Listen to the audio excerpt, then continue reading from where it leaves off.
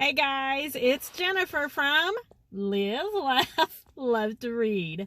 So I had to move. I was at another parking lot and some guy pulled up next to me and I'm like, okay, this is weird. It's an empty parking lot. It's an empty one. So anyway, I moved and now I'm sitting in a park waiting on an Instacart order or shipped. I'd actually rather have shipped because they pay better, but I'll take what I get. Anyway, I got a book review today on The Newcomer by Mary Kay Andrews. So I just finished this. I usually absolutely love Mary Kay Andrews books, but this one I'm just going to say is not one of her best ones. I'm giving it 3.8 stars. So that means I finished it, I enjoyed it, but there was some definite flaws. Or points taken away for things I didn't like. So this, it had a lot of good points too, but you know. In trouble and on the run. After she discovers her sister Tanya dead on the floor of her fashionable New York City townhouse, Letty Carnahan is certain she knows who did it. Tanya's ex, sleazy real estate entrepreneur Evan Wingfield. Even in the grip of grief and panic, Letty heeds her late sister's warnings. If anything happens to me, it's Evan. Promise me you'll take Maya and run. So, with a trunk full of emotional baggage, Letty grabs her sister's Mercedes and hits the road with her welling 4-year-old niece Maya. Letty is determined to outrun Evan and the law, but where should she run? Tanya, a woman with a past shrouded in secrets, left behind a go bag of cash and a big honking diamond ring, but only one clue. A faded magazine story about a sleepy mom and pop motel in a Florida beach town with the name of Treasure Island. She sheds her old life and checks into an uncertain future at the Murmuring Surf Motel. So the no vacancy sign is flashing, and that's the good news, because the surf, as the regulars call it, is the winter home of a close-knit flock of retirees and snowbirds who regard this odd duck newcomer with suspicion and downright hostility. So right off the bat, it had many things going for it. A woman on the run. Love any book about that. Let me move the phone a little bit. Okay.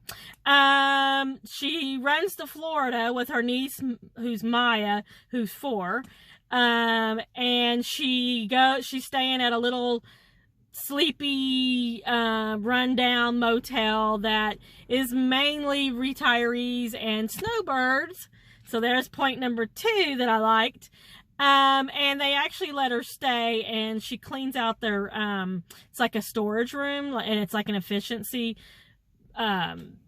room, and she cleans it out, and her and Maya stay in that room, and then she starts being like the motel manager type thing, for the sweet old lady who owns it and runs it, named Ava. So I'm loving the vibe. I'm loving all the little old people that live there in the wintertime. Then we have Isabel, who is the teenage daughter of Ava, who helps watch Maya. And then we have Joe, who's the local cop, who is Ava's son. So, of course, we have a little bit of romance between Letty and Joe, the cop. Now, Joe, right off the bat, realizes who she is, and because she's all over the news, because Tanya, who was the sister that died, that was murdered, they don't really think Letty did it, but she did kidnap Maya and ran away, so that she is wanted. So, but Joe doesn't tell her that he knows. Okay. So, some of the things I didn't like were, number 1, I love her writing style, but there was a lot of repetition in this book. Like, this is a big book. You can see how big it is. It could have been cut down probably 100 pages because there's a lot of repetition in it. And it's like, really? Why? I don't know if she was just trying to use it as filler because she didn't have anything else to put in there, but there's a lot of repetition.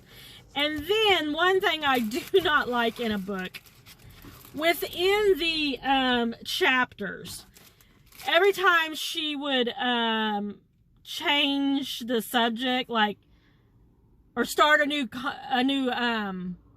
paragraph within a chapter, the first word is in italics.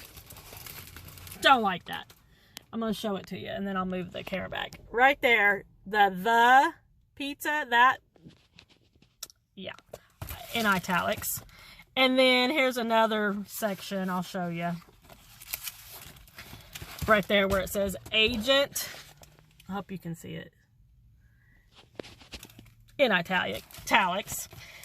And the reason I don't like that in a book is because every time I read that first word of her paragraph, you know, if a word is in italics, it's supposed to be like, you know, the agent. Or Agent Kite, you know, not the agent, you know what I mean? So, yeah, I don't like that. And that was throwing me off throughout the whole book, because I thought she was trying to put emphasis, because that's what italics are for. You put emphasis on a word in the sentence. But no, she was starting each sentence that way within the chapter, for the next paragraph. And I didn't like that. That was driving me nuts. Driving me nuts. And also the repetition. So it was like the author would tell, you know, a section of what just happened. And then a few chapters later, she's having Joe describe it to Ava in the exact same way. So as the reader, you're like, okay, I already know this. Why is she going? And it was the complete rundown. It wasn't just like a recap of it. It was like the whole thing. So it was almost like she was like trying to use it as filler. But it was several times. And so I didn't like that. So I'm giving it 3.8 stars. I still thought it was good. And I still love this author. She's still one of my auto buys or auto pickup from the library. And this was a library book. And I like the cover. Like the cover. So yeah, it was good. It was okay.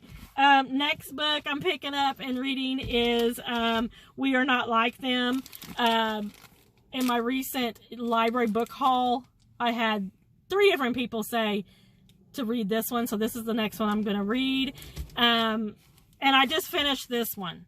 So, and I did mention I'm kind of in a reading slump. So, hoping that this one will pull me out of it, because this one didn't. Just being real, guys. Just being real.